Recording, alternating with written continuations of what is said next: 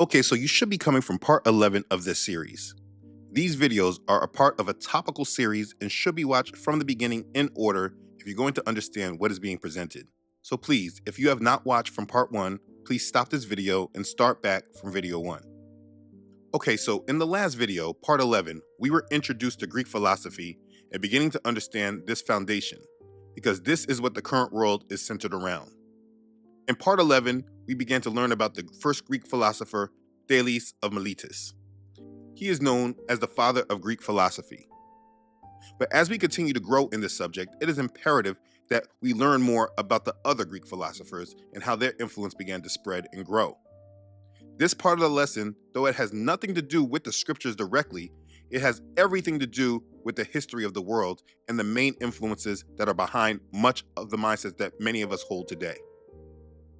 If you review the history of the Middle Ages, also known as the medieval period, this is a time period that generally spanned from around the 5th century following the fall of the Western Roman Empire until the early 15th century at the time of the beginning of the Renaissance. This 1,000-year period is a time period that Christianity began to spread around the world. You would not be Christians today without this history that followed during this period. Whether you want to believe that or not, it's just history. During this time period, amongst the Christians, Aristotle was the primary influence of thought amongst these people.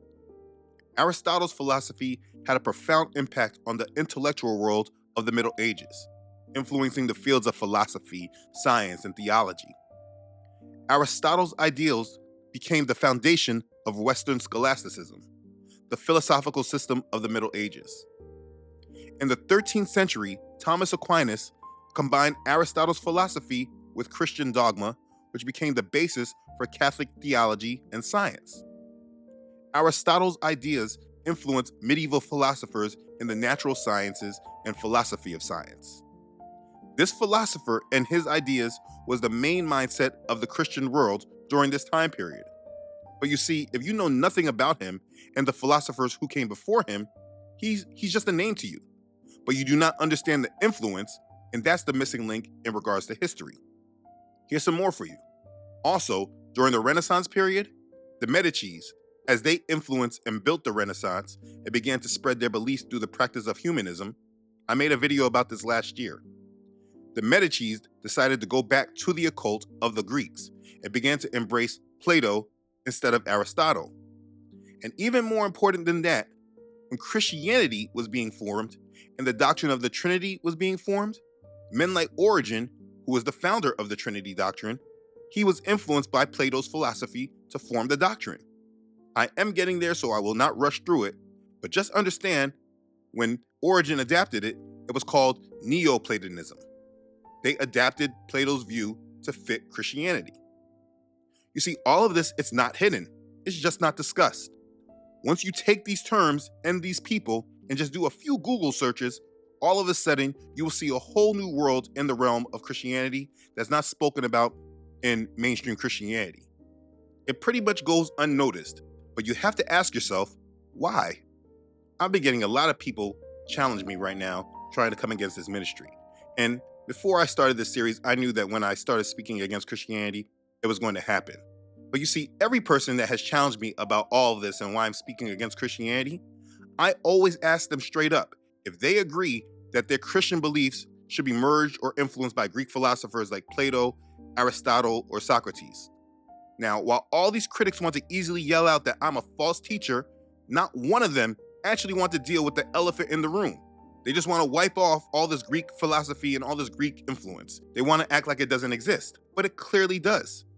So many people are being used because now that Satan and his influence, it's now being exposed, he's now sending out his minions against me to either distract or deter me. But it's not working. I want you to understand that Satan has been hiding in this whole little realm of Greek philosophy, and he has not made it known to the masses, which is why people do not know it. And if you bring it up, they just want to act like it's inconsequential. But the more you start understanding this, the more you will see how big of a deal this is. And that's what I'm going to bring out. You see, the fact is that Christianity is heavily influenced by Greek philosophy. And if you don't know anything about the philosophers themselves, then why would you think that this even matters? This to me should be a subject that every Christian pastor or one that tries to defend their Christian faith should be able to deal with directly if they want to say my premise about Christianity being a faith of tares is false. You see, the Greek philosophy and the Greek influence being mixed in with the faith of the Hebrews is the reason why people need to go to theology school and go to seminary training, because they need to be taught how to merge the Greek philosophy in with the Christian faith and make it seem like it's just biblical beliefs. They are being merged and people aren't being told. This is why they need training. Because why would you need training to read your Bible? Why would you need training to be led by the Holy Spirit and understand what the scriptures are saying? Everyone that is a pastor that says that they're in seminary training or in divinity school, they are being led by other influences, but they think it's proper. It's not. All right. So I want to say a few introductory things about what we are going to do this semester and why it is important to do them. This is a course in Old Testament interpretation. Loosely translated, that means that this is a course in which we try to help you understand what the Old Testament is, how it has been interpreted, how it contributes to the lives of faithful people in contemporary communities of Christians, Jews, and Muslims, and most important, how to become responsible biblical interpreters ourselves. We take the course title seriously. I've already said that. This is a course in Old Testament interpretation. Anyways, I have men that comment on this channel often, and they seem to come from a good place in their heart. They just don't want to actually deal with the fact that they're being lied to, so they think that come against me and I'm the enemy, or I just got to be misled, or whatever it is. So they don't really want to deal with what I'm actually saying, and they think it's more about me and less about the information. They say things like this: Christianity has been my religion for many years, but I didn't receive my understanding from the early church fathers. I've actually studied the Bible under the guidance of the Holy Spirit, not man. And this is what they think. But then people will say that Christianity is their religion and that they receive their understanding from the Bible only. But here's the thing: there is no religion of Christianity in the Bible. So just calling yourself being in the religion of Christianity has to be with some kind of influence. Somebody has raised their hand and said, this is a religion of Christianity, and you have attached to it. You can't say that you are influenced by nothing, but then you're in the religion of Christianity. It makes no sense. It's double-minded. You see, most people are unaware of how their belief in the Bible has even been brought to them. We are not without influence. This is how Satan deceives the whole world. And the thing is that if people are so proud that they do not want to admit that there could be influences and tricks from Satan that they have come up against, then they will always live in deception. There is not one person awakened today that cannot say that they have been lied to. And if this is a hard thing for you to admit, it's only because you are still very much trapped in lies. I'm just giving out information about how the lies got there. And these Greek philosophers are a major source of how these lies got there. They are not spoken about, and they're highly glossed over, though.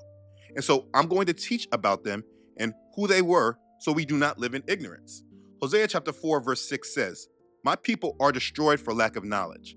Because you have rejected knowledge, I also will reject you from being priest for me. Because you have forgotten the law of your Elohim, I also will forget your children." I simply want to do my part in providing knowledge about important subjects that are a main influence of the world that we live in, but yet are not spoken about.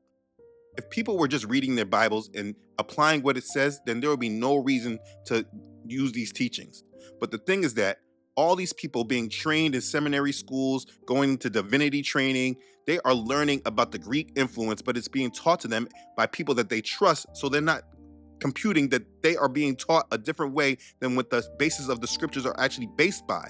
And that's why they go against Hebrew roots and say that this is wrong and this and that, because they're not being rooted up in the scriptures. They're being rooted up in the faith of Christianity that is influenced by the Greeks. And I have no tolerance for it. And this is what you're seeing through these videos. If anyone wants to challenge me and say that this information is incorrect, you actually have to deal with the information presented and just say, all that I'm not influenced by. I'm influenced by the Bible. You're lying to yourself. You can keep that lie. Anyways, When we ended up in part 11, we spoke about the father of Greek philosophy, Thales of Miletus. So now that we know about him, let's look into those who come from his influence, and that understanding will bring us into the golden age of Athens, which is also considered the golden age of Greek philosophy. We are now in the 6th century BC. Nebuchadnezzar in his Babylon is said to have first destroyed the first temple in Jerusalem in the beginning of the 6th century BC, about 586 BC. And the Persian king Cyrus the Great is said to have freed the Jews from exile in Babylon in 538 BC. So you should have a period of reference point biblically of what was happening to Israel during this time. Okay, so let's get into it. So around 530 BC, a philosophy based on the teachings of a philosopher named Pythagoras was thriving in a Corinthian colony in southern Italy. Pythagoras is best remembered for his mathematical formula known as the Pythagorean theorem. Pythagoras was influenced by Anaximander, a Greek philosopher who was a student of Thales. Pythagoras grew up on the island of Samos, but traveled the Mediterranean with his merchant father. He lived in Egypt, where he studied its religion. Pythagoras studied with Egyptian priests in Thebes and became the only foreigner that we know of to be granted the privilege of participating in their pagan worship. There is a consensus that Pythagoras learned the foundations of geometry, mathematics, and metempsychosis while studying in Egypt. Okay, so in 525 BC, the Persian king Cambyses II invaded Egypt, and Pythagoras was carried off to Babylon as a prisoner. Remember, at this time, Babylon was under Persian control. It was just a decade and a half earlier that King Cyrus let Judah go back and rebuild the temple. Again, just so you can understand the time period that we're talking about. All that history matters. You see, because Yasharah was split and trying to rebuild itself, the devil was busy creating his new religion. He knew Yasharah was prophesied to have a redeemer, and Satan began preparing his people for the change that Yahuwah would bring. Anyways, back to Pythagoras. It's said that he was treated well in Babylon, and while he was there, he learned astrology, mathematics, music, and a very mystical worship of the gods. You see, in his travels to Egypt and Babylon, he was being initiated into the mystery religions. He was initiated into the Egyptian and Chaldean mysteries and became well-versed in the esotericism of both the East and the West. And from this, he created a philosophy containing elements from both science and the mystery religions. So understand this right here. Greek philosophy is just the Greeks' adaptation to the mystery pagan religions of the Egyptians. All their knowledge comes from the Egyptians. Make sure you understand that. And from this influence, he founded Pythagoreanism and the philosophy of the Pythagoreans. This was a philosophy that included the belief in transmigration of souls, aka reincarnation. Also, a belief that the key to knowledge is contained in mathematics. And a belief that life of harmony is obtained through contemplation, music, and gymnastics. Pythagoreans developed a complex doctrine in the mystic meaning of numbers. They also practiced vegetarianism. In Albert Mackey's Encyclopedia of Freemasonry, Pythagoras is mentioned in much of the symbols and items. In the encyclopedia, when reading about him specifically, they write, on his return to Europe, he established his celebrated school at Crotona, a Dorian colony in south of Italy, about 529 BC, much resembling that subsequently adopted by the Freemasons. His school soon acquired such a reputation that disciples flocked to him from all parts of Greece and Italy. Pythagoras taught as the principal dogma of his philosophy the system of metempsychosis, or the transmigration of souls. He taught the mystical power of numbers, and much of the symbolism on that subject which we now passes is derived from what has been left to us by his disciples, for of his own writings there is nothing extant. Okay, so what I'm saying is that Pythagoras was a great influence of the occult and esotericism for the Greeks. His influence is well known even within Freemasonry, but they say that it's not by his direct influence, but by those who followed his work down the line. And this is how Greek philosophy goes. It goes from one teacher and it goes passed down the line. And the reason why this is important, like I said, is because in many ways, Pythagoras, he laid the foundation for future Greek philosophers. So that's why you need to understand him. So let's keep going through these philosophers. let's go through the history. Nearly a century after Pythagoras, Athens and Sparta went to battle in the Peloponnesian War. The war significantly weakened the Greek city-states, particularly Athens, and it left Greece divided and vulnerable. With a major power shift that moved from Athenian dominance to Spartan control, and this led to widespread economic hardship. Okay. Athens, it was once a powerful naval and political force, but now that it lost its empire and its influence due to the war's outcome, they experienced significant economic and social disruption. And so because of this, a new philosophy fueled by the effects of being overcome by war formed among a new generation that was made soft because of the prior success by the Athens. You see, these people, they were dealing with the great success of Athens, and they became soft and spoiled. But then after their fall, a new mindset began to emerge. The people began to question the old ideas of absolute good. And this new movement taught that virtue was defined by personal desires and personal feelings. And this brought about materialism. Materialism became the ultimate goal of life. And these new philosophers that began to spread this ideology were called Sophists. Sophist is said to mean clever or skilled man. The Sophists traveled from city to city, teaching various subjects like rhetoric, philosophy, and politics to wealthy young men, often focusing on the art of persuasive argumentation and achieving érit or excellence in public life. And of course, they did this for a fee.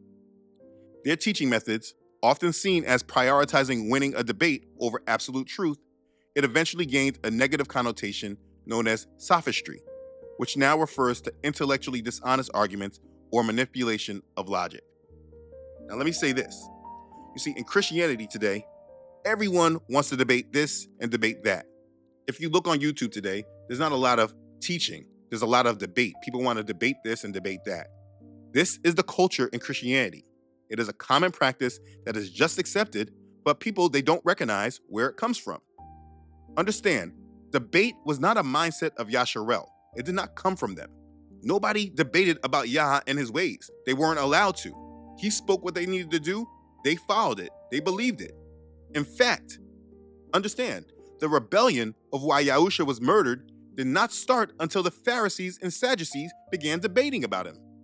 You see, while the Pharisees were largely resistant to Greek culture and they actively rejected the Hellenistic practices, they still were influenced by some aspects of Greek thought, and debate was a part of this. And this practice is what led to the rebellion that actually crucified our Messiah. What I'm saying here is that debating, it's not a culture of Yasharel. It is a culture of the Greeks. And every Christian that believes in this practice is just showing they're influenced by the Greeks, but because of lack of information, they don't recognize where it comes from. These same tactics that people apply today is what led to the crucifying of our Messiah back then. And these same Christians that practice this will lead to the persecution of those living in the truth when the time of the Antichrist comes. Just saying. This is why I reject the way of the Greeks. Anyways, let me get back to it. The Sophists, in regards to materialism, believed that all matter was comprised of the smallest particles called atoms. They believed that the material universe, including human life, was a result of blind chance. They claimed that all cultures and religions were human inventions. The existence of the gods were debated, and some Sophists, they even promoted atheism. And the reason I bring them up and the reason they are important is because of who followed after them. You see, the philosopher Socrates, 460 to 399 BC, he was one of the philosophers who stood against the Sophists by arguing for the existence of objective standards of good and evil. Socrates is noted as the founder of Western philosophy and was known as one of the first moral philosophers of ethical tradition of thought. Though Socrates was not around after the time of Pythagoras, he absolutely was influenced by Pythagoras. Socrates' belief about reincarnation, also known as transmigration of the soul, were similar to those of Pythagoras and the Pythagorean society. All this is the mystery religions being passed down. Please don't forget this. It's not just about a way of thinking. It is the occult and dealing with spiritual demons that are giving them this way of thought. Socrates, he taught that instead of abandoning oneself to passions, human emotions, and impulses, the virtuous person controlled his thoughts and emotions through the study of philosophy. By living a virtuous life and doing good deeds, a person could obtain true happiness. But look, he was not well received at his time, and he was a mockery to most Athenians. The Athenians actually demanded that he denounce his philosophy, and when he refused, they demanded his suicide. But through that, Socrates stated that he did not fear death because it is the goal of philosophy to reject material things and prepare the soul for the afterlife. You see, Socrates brings a divide in Greek philosophy. When you understand philosophy up until the time of Socrates, in history it's labeled as pre-Socratic philosophy. As I explained in part 11, philosophy first started with becoming a preference for rational explanations and argumentation over mythology. That's how it started. They emphasized rational thought and arguments and logic over using their mythological ways. After Socrates, though, philosophy shifted towards a greater focus on individual ethics and the examination of personal virtue. It has been said that Socrates' greatest contribution to philosophy was to move intellectual pursuits away from the focus on physical science, as was once pursued by the so-called pre-Socratic philosophers such as Thales, Anaximander, Anaximenes, and others. So leading away from the focus on physical science and into the abstract realms of ethics and morality. So he brought the divide in philosophy. And no matter the diversity of the schools which claim to carry on his teachings, they all emphasize some form of morality as their foundational tenet. And this right here is what paved the way for the acceptance of Christianity. So let me explain what this means. Before Socrates, good and evil was not really a concept thought of by these people. That was not their way of thought. They were lawless. Now, Socrates, he did not bring law to them, but he did bring the thought surrounding good and evil. And this is what began to prepare the Greeks, which then was taken over by the Romans. It provoked these people to a different way of thinking. Socrates' belief was that people don't desire what is bad. And as my brother Hakeem said in the comments, it should all bring us back to the scripture that we are all born in sin and shaped in iniquity. Behold, I was brought forth in iniquity, and in sin my mother conceived me. Psalm chapter 51, verse 5. Socrates believed the complete opposite, that people don't actually desire to be like this. These philosophers did not know Yahuwah, and they made religion based on their own thoughts. And that brings me to this scripture. There is a way that seems right to a man, but its end is the way of death. Proverbs chapter 14, verse 12. And that's Christianity. And that leads me to explain exactly the importance and relevance of Socrates and how intertwined the religion of Christianity is with Greek philosophy, because here it is. The concept of morals, as we understand them today, largely originated from the ancient Greeks. This is a major thought in the Christian world today about morals. Hebrews, they didn't have morals, they had a Torah. It was just how Yahuwah guided them. The Greeks had morals and morality and ethics, and they were easily able to be debated, which is how what was once considered evil can now be considered to be good. This is all Greek philosophy mingled into our lives. Hi. I was just reading the Catechism, and I'm going over morality right now and the sources of it. Yeah. And I'm just kind of confused on the wording that they have in the Catechism. Like, I'm not sure if it says that morality comes from God or if it comes from a rational consideration of like the consequences of our own actions. Mm-hmm. So I'm just kind of confused. It's in different senses. One of the classic problems in philosophy is what's known as the Euthyphro dilemma. It's called that because it's discussed in Plato's dialogue Euthyphro, and in that dialogue, Socrates has a question that he poses to people about where morality comes from and what morality is. One of the ideas that's proposed to Socrates is that morality is whatever is pleasing to the gods. And Socrates says, well, okay, but why is it pleasing to the gods? Is it just arbitrary, or is it pleasing for some other reason? And looking at that, you could say, well, okay, if it's just because the gods like it and there's no other reason, well, then morality seems arbitrary. And if on the other hand, if there is some other reason, then morality seems superior to the gods because they didn't create it, and it seems to be binding on them. And so Christians, this has been a question in philosophy all down through the ages, and Christians looked at this and said, okay, God is the fundamental bedrock of all reality. Nothing would exist if it wasn't for him and his eternal nature. We know, though, that God is intrinsically good because he's all perfect. He has all possible perfections, including moral perfection. He's all holy. He's all good. And that means that goodness itself is part of God's eternal nature. And that's the solution to the Euthyphro dilemma.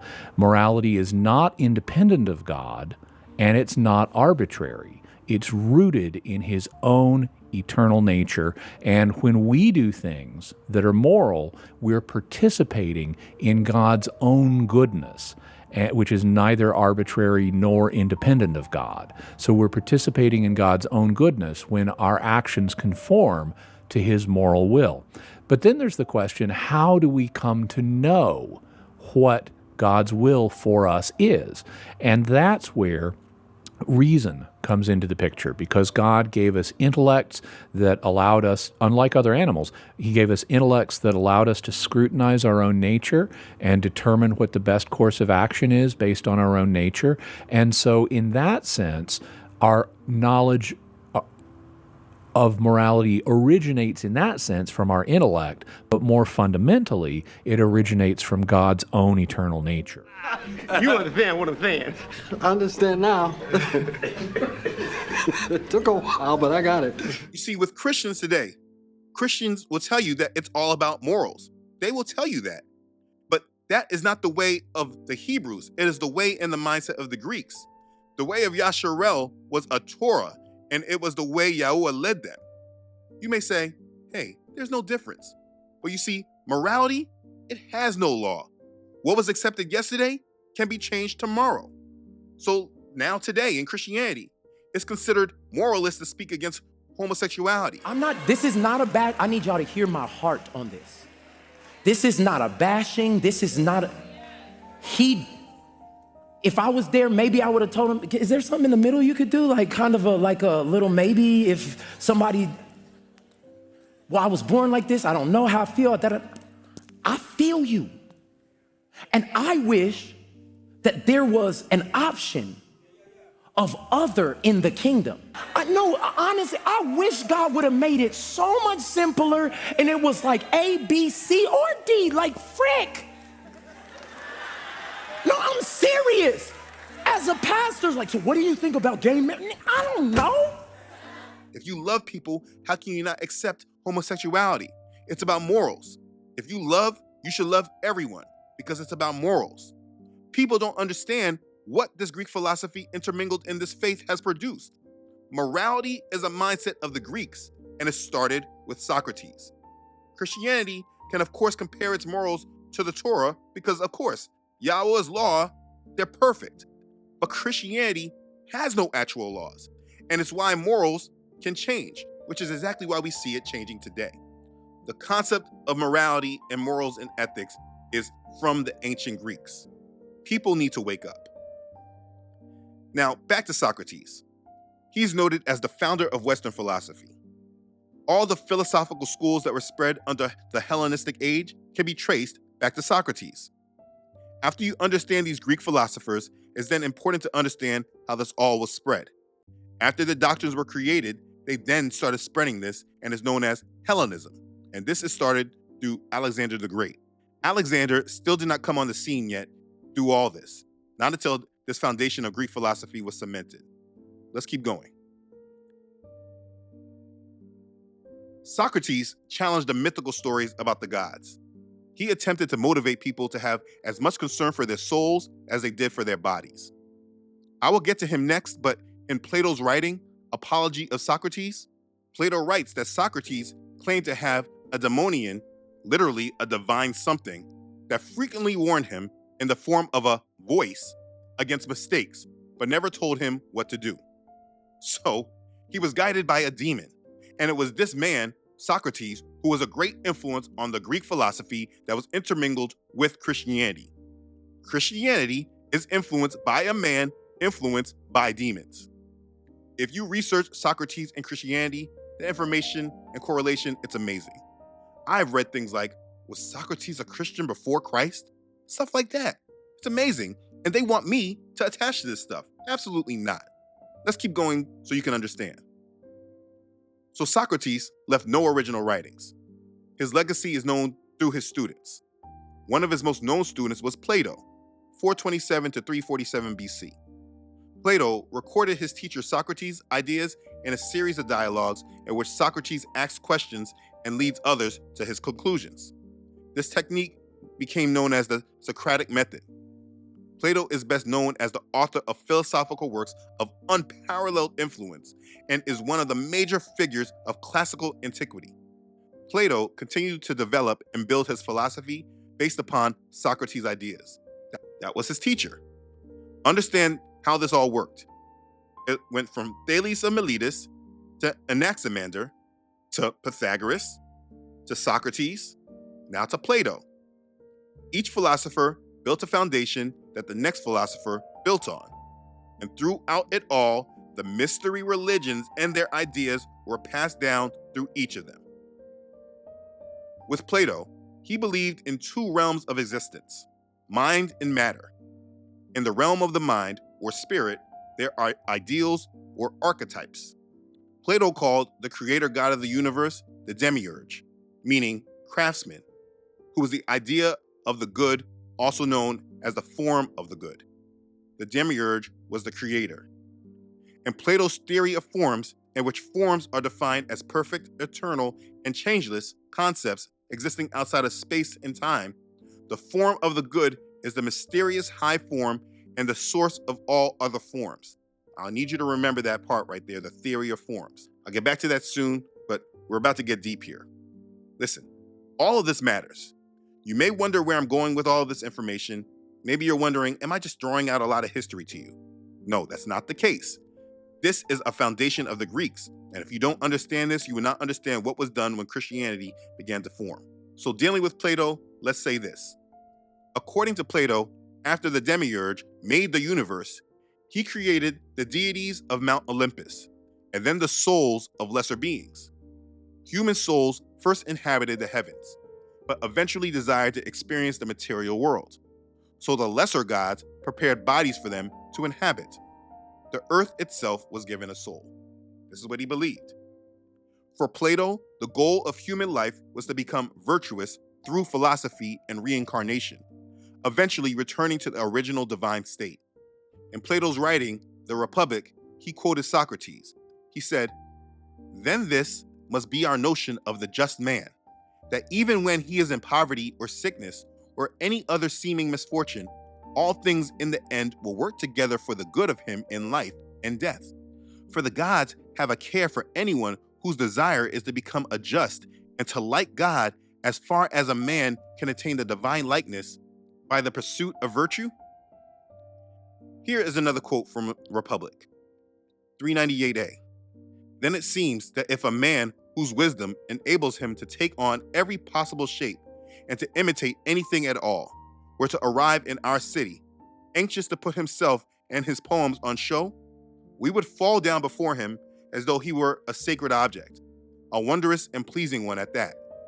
But we would say that there is no one else of this sort among the citizens of our city, nor is it permitted that there ever shall be. We would anoint his head with myrrh and give him a garland of wool, but for our own benefit, we would ourselves employ the more severe and less pleasing poet." Okay. You see, in this writing, Republic, Plato writes of an anointed one that is anointed. The idea of a just man being anointed is a metaphor signifying that the truly just person will be recognized and honored by society, essentially being set apart as someone of exceptional moral character, much like a person being anointed with oil in a ritualistic way. This imagery is used to highlight the high regard and respect such a person will receive in an ideal society. And this influence, it must be understood. Let's take a look at another quote from the Republic. From Book 2, Section 361E and 362A. "We must tell it, then, And even if my language is somewhat rude and brutal, you must not suppose, Socrates, that it is I who speak thus, but those who commend injustice above justice. What they will say is this, that such being his disposition, the just man will have to endure the lash, the rack, chains, the branding iron in his eyes, and finally, after every extremity of suffering, he will be crucified. And you see, what you need to understand is that the Jesus of the Greeks is just Plato's just man. And it is these writings from the Greek philosophers, like Plato, that spurred the actual acceptance of the anointed one that they call Jesus. It was not an attachment to the Hebrew Messiah, which is why everything about him is attached to the culture of the Greeks and not the Hebrews. Consider this writing of Plato to be like the scriptures for the Greeks. Consider Plato to be like their Isaiah or Jeremiah. The Hebrews had the scriptures and the prophets. The Greeks had the writings of these philosophers. And so Socrates would be like Moses, and Plato would be like Jeremiah, Ezekiel, or Isaiah. Plato put forth the idea of an anointed one, and this cannot be ignored. Now, Plato, he founded the Academy, which is an educational center that is considered by many to have been the first university in the Western world. The Academy became the model for other schools of higher learning, and later for European universities. Later on, when the Medicis funded the Renaissance, you will see that they went back to Plato's teachings in order to push forward their way of humanism. His influence on our society cannot be understated, but unfortunately, it's not taught in this way. He's not taught about it at all.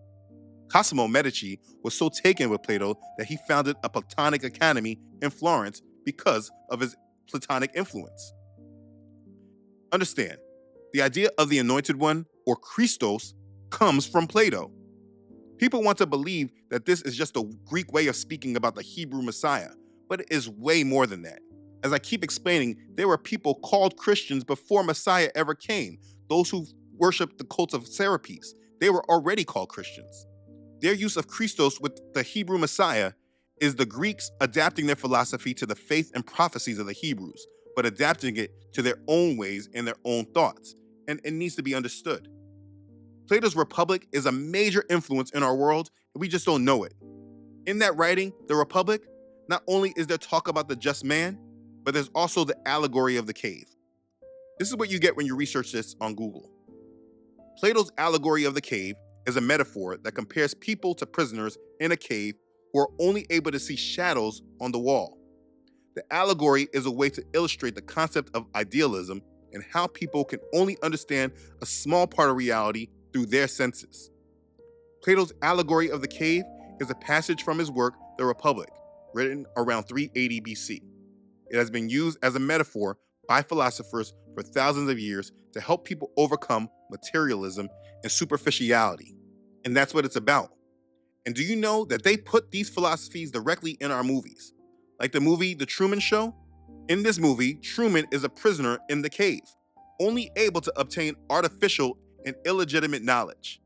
They say this movie is one of the most direct adaptations of the allegory. Also, the movie The Matrix. It's one of the many movies that uses the idea of Plato's cave. The movie Interstellar. In that movie, the other realm that they were going to is the exterior of the cave. The main character, Cooper, must complete an arduous journey to reach it. In further inspection, we see that the Tesseract also uncovers the cave of knowledge. This knowledge not only is capable of saving the human race, but it also allows Cooper to communicate back to Earth and share what he has learned. They're teaching you Greek philosophy through their stories. The idea of Plato's cave has been used extensive in storytelling. It's the Greek philosophy being told to us through their stories.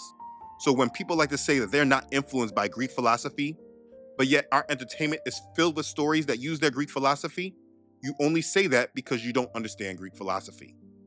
The crazy plot twist to all this is that in our satanic world, it's influenced by Plato's philosophy. This world is created around Plato's allegory of the cave. The last thing I'll mention in regards to Plato is Plato had the theory of forms. We talked about it earlier. In this philosophy came one and the many.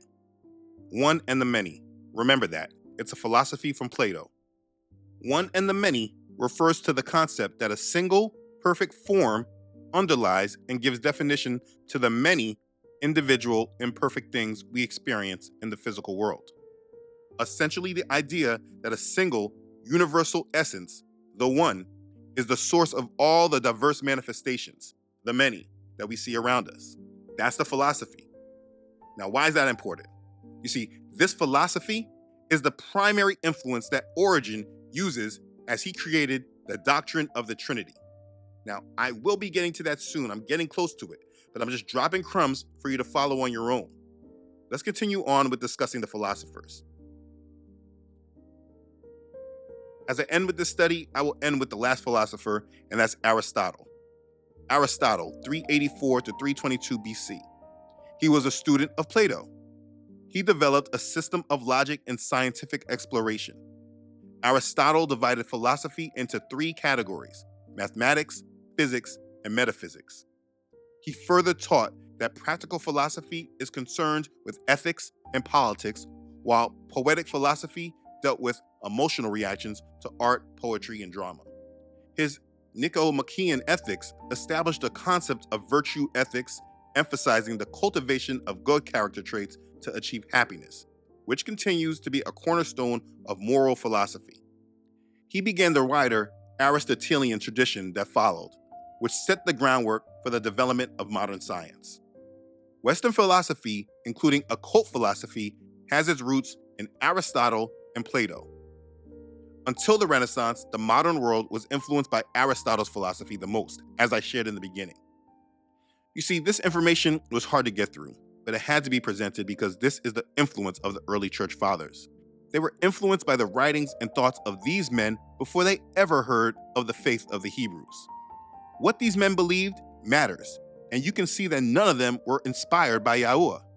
In fact, Socrates himself admits to being guided by a demon, and he was the main philosopher who prepared the Greek thought for Christianity. The work and thoughts of these Greek philosophers are highly involved with the esoteric and influences from the occult in many ways. We have heard of their names, but know very little about them. Again, Plato literally helped prepare the minds of the Greeks for the acceptance of a coming anointed one. His writing literally writes of a Christos. You can't understand how they started accepting the Messiah until you understand the influence, and this is the beginning of that influence. These were the scriptures and the prophets of the Greeks. None of their views had anything to do with Yahuwah and his truths. People want to believe that all of a sudden, people started believing in the resurrection of the Messiah, and then from that, they started adapting to the Hebrew faith that came through the apostles. But they are ignoring the influence of the Greek philosophers that influenced the society of the Greeks and the Romans. And this was the main influence that led the early church fathers. Justin the Martyr, a highly annoying early church father, I read about him in part 8. He was a former pagan and highly influenced by Plato himself. These people just didn't turn and start believing in the God of the Hebrews. Absolutely not, but this is what we're meant to believe Christianity is. Again, none of their views had anything to do with Yahuwah and his truths.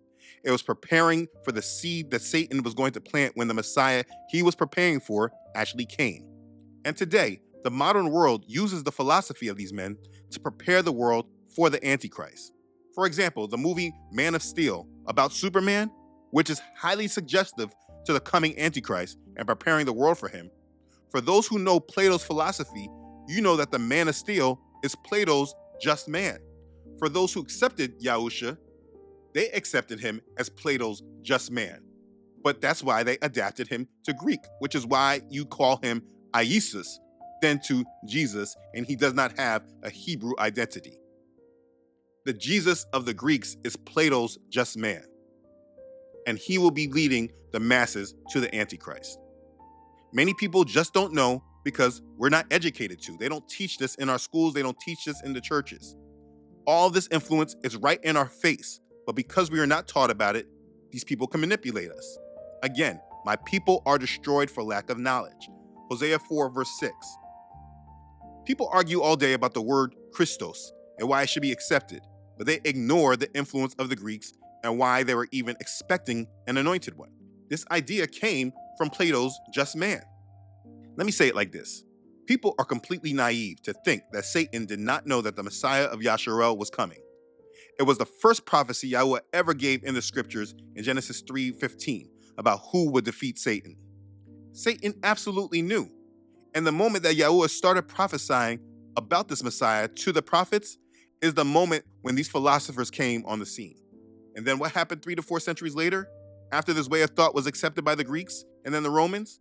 When our Messiah rose from the dead and news of him began to spread, these same people, already prepared by these Greek philosophers, were now ready to accept the Messiah in their own way. Not how the Hebrews presented him, but through their own philosophical way. And this was the basis for how they took over Christianity. And then they got their own teachers and their own theology to be able to teach the people how to merge their Greek beliefs in with the faith of the Hebrews. And that is what Christianity is today, which is why people need to go be trained in theology and divinity to even teach this stuff. Paul says, "Let no one deceive himself. If anyone among you seems to be wise in this age, let him become a fool that he may become wise. For the wisdom of this world is foolishness with Elohim. For it is written, he catches the wise in their own craftiness."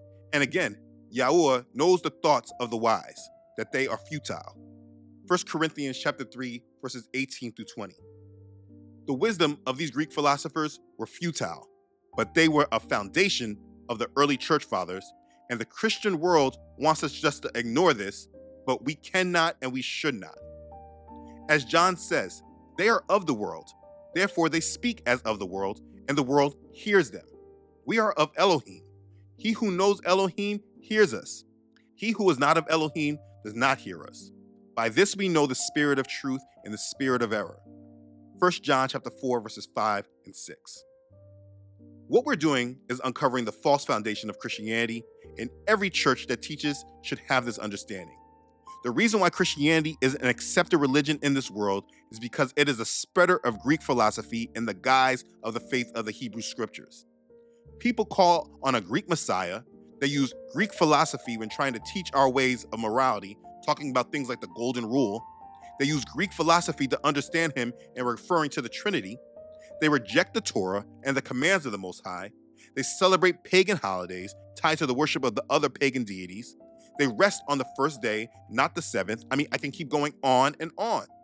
Christianity is not a religion of the Hebrews. It is a religion of the Greeks, and the only way they were able to get the Hebrews to accept it was by taking our ancestors in chains, enslaving them, wiping their memory clean for a couple hundred years, and then reteaching to us through their foundation. And the only way that we can learn about being a Christian is going through their theology schools and their divinity schools. People always ask me, what's his qualifications? What divinity school did he go to? What seminary training did he go to? None of them, and I'm free. And because of this, we're almost at the end. It is us who are waking up and rejecting these falsehoods and repenting from the sins of our ancestors, whether natural branch or wild branch. We are all turning back to Yahuwah in full truth and living the way he desires us to. And it does not come through this false, phony religion that is a religion of tares. From this, you now have a foundation of the Greek philosophers, and you know more than pretty much all these other Christians that are speaking as if they know the truth. Anyone that feels they know the truth needs to be giving you an explanation about why they feel Greek philosophy should be intertwined in Christianity. This now gives you a great deal of understanding about this world. And now that you understand how Greek philosophy was created and who the philosophers were, you need to understand how it was spread, and that brings us to Alexander the Great and Hellenization. All of this is leading you to understand truly what Christianity is, because most people just don't truly know. So in the next part, we will discuss Hellenization and Alexander the Great, and you will understand how the Romans took over Greek culture. From there, we will go back to after Christianity was created and read about Plato and Socrates and how they intertwined into this faith of Christianity that the world holds on to so deep, and how they were used to create the doctrine of the Trinity. All this goes back to them. I appreciate all of your patience as you wait for me to bring all this out.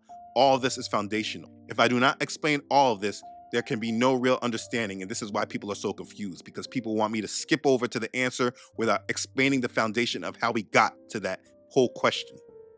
So I'll get there. Thank you for your patience with me. In the meantime, please remember that Christianity is a religion that on the surface seems biblical. But when you dig deep into the doctrines, it is not a doctrine of service to our Father, but a doctrine of abusing grace, editing covenants, rejecting the way our Father actually chose to reach humanity, and making it only be about the way Christians want to receive him. It lacks the love, obedience and reverence for our Father that He deserves. And in the end, it does not prepare those who follow it to be ready for what our Father plans to do in the last days. If you desire to be ready for our Father and His plan for us, you must come out of this religion of tares and come to our Father in truth.